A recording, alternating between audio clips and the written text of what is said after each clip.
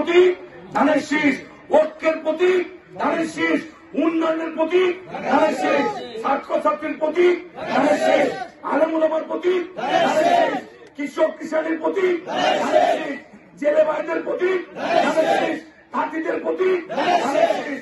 কাকাইয়া যারা আসতেন আপনাদের হৃদয়ে কি প্রতীক আমরা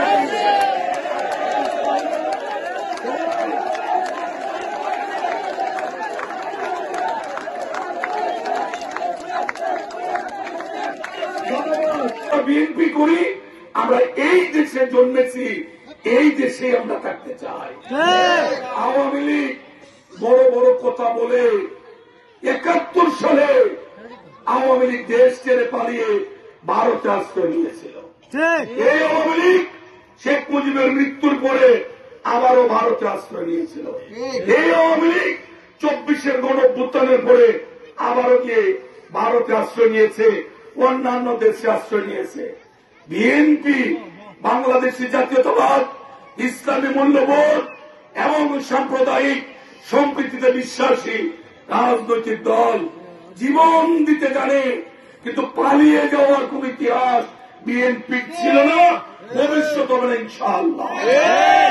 আমরা মানুষের মধ্যে থেকে মানুষকে নিয়ে আমাদের রাজনীতি। আজকে ভোট এসেছে, মুখে মুখে বাজারে হাটে ঘাটে একটা উৎসব তৈরি হয়েছে। এটাই ছিল বাংলাদেশের মানুষের চিন্তা চেতনার বহিঃপ্রকাশ, এটাই আমাদের সংস্কৃতি। ভোট আসবে, বাজারের মহল্লায় হাটে ঘাটে পাড়ায় মানুষজন একত্রিত হবে, ভোট নিয়ে আলাপ করবে। আমাদের মা বোনরা বাড়ির উঠানে একত্রিত হবে, অনেকগুলি মহিলা মিলে একত্রিত হয়ে আলোচনা করবে এবারের ভোট কাকে দেওয়া যায়। আমাদের বাড়ির পুরুষ মানুষরা সিদ্ধান্ত নিয়েছেন এই প্রতীকে ভোট দিবে।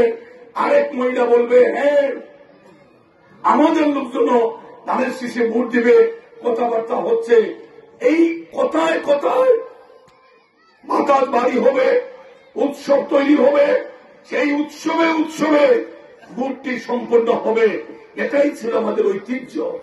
কিন্তু আওয়ামী লীগ ২০০৮ সালে এসে চিন্তা করেছে এই দেশের মানুষ যদি বারবার ভোট দেয় তাহলে আওয়ামী লীগ নামক রাজনৈতিক দলের অস্তিত্ব খুঁজে পাওয়া যাবে না।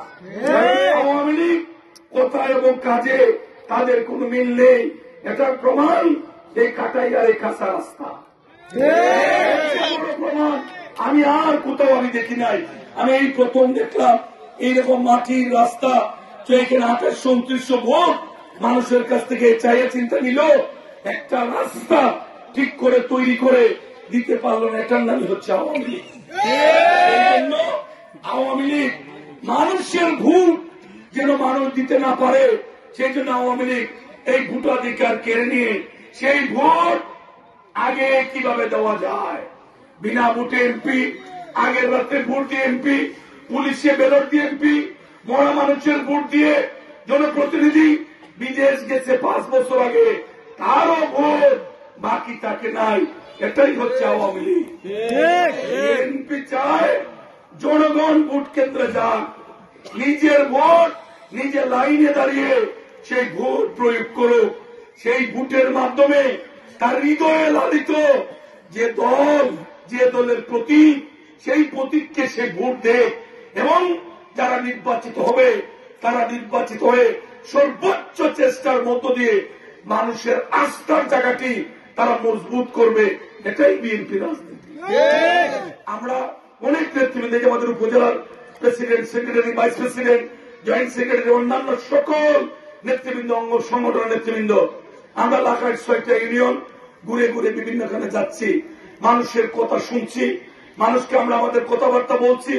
সকলকে অনুরোধ করি, ভাই এবারের ভোট অতি গুরুত্বপূর্ণ, একটা ভোট এবার অবহেলা করা যাবে না।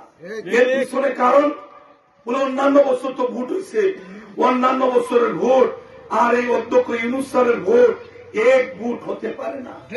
আওয়ামী লীগ এবং তার নেত্রী হাসিনা পালিয়ে ভারত সহ অন্যান্য দেশে আশ্রয় নিয়েছে। তাদের কাছে আপনার আমার ট্যাক্সের টাকা, আপনার আমার সম্পদ লুট করে কোটি টাকা নিয়ে তারা বিদেশে বসে ষড়যন্ত্র করছে কিভাবে বাংলাদেশের গণতন্ত্রকে চিরদিনের জন্য কবর রচনা করা যায়। তারা চিন্তা করছে এদেশের মানুষ যেন ভোট সেন্টারে যেতে না পারে, তারা চিন্তা করছে আমরা যেন সভা সমাবেশ সুন্দরভাবে না করতে পারি, সেই জন্য তাদের দুষ্টামি বুদ্ধি সেখান থেকে করছে। শুধু পরিবেশ তাদের অনুকূলে নাই, সেই জন্য তারা আমাদের উপর হামলে পড়তে পারছে না। আমরা যদি ঐক্যবদ্ধ থাকি, আমরা যদি চোখ কান খোলা রাখি, আমরা বিশ্বাস করি যে দেশের মানুষ নিজের বুক পাক হানাদার বাহিনীর ভারী আগ্নেয়াস্ত্রের সামনে পেতে দিয়ে নিজের দেশ স্বাধীন করেছে। সেই স্বাধীন দেশের মানুষ অন্য দেশের গুলামি করতে জানে না। আমরা নিজের দেশের জন্য হাসি মুখে আমরাই রক্ত দিয়েছি। হাসি মুখে হাসিনাকে বিদায়ের জন্য 2000-এর উপরে মানুষ শুধু 36 দিনে, এই জুলাই এবং আগস্টের 24-এর 36 দিনে 2000-এর উপরে মানুষ শহীদ হয়েছে।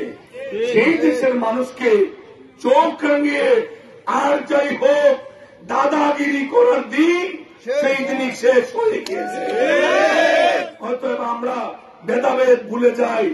যারা এখনো আবারও স্বপ্ন দেখেন, আবারও ঝগড়াঝাটি করবেন, খেয়াল রাখবেন বিএনপি বাংলাদেশের সবচেয়ে বড় দায়িত্বশীল রাজনৈতিক দল। আমরা ধৈর্য ধারণ করতে জানি, আবার দেশের প্রয়োজনে, দেশের গণতন্ত্রের প্রয়োজনে আমরা গর্জে উঠতেও জানি। আমরা আপনাদেরকে অনুরোধ করি, বাংলাদেশের মানুষ 17টা বছর যাবৎ ভোট দিতে পারে নাই। এই মানুষ অধীর আগ্রহে অপেক্ষা করছে কখন সেই কাঙ্ক্ষিত দিনটি আসবে, কাঙ্ক্ষিত মুহূর্তটি আসবে। ভোট সেন্টারে যাবে, লাইনে দাঁড়িয়ে নিজে আস্তে আস্তে পোলিং অফিসারের কাছে যাবে, ব্যালট পেপারটি হাতে নেবে, অন্ধকার সেই বুথের ভিতরে যাবে, সেখানে তার পছন্দের প্রার্থী, হৃদয়ের প্রার্থীকে ভোট দিয়ে এই এলাকার উন্নয়নের দায়িত্ব দেবে। সেই স্বপ্ন অনেকে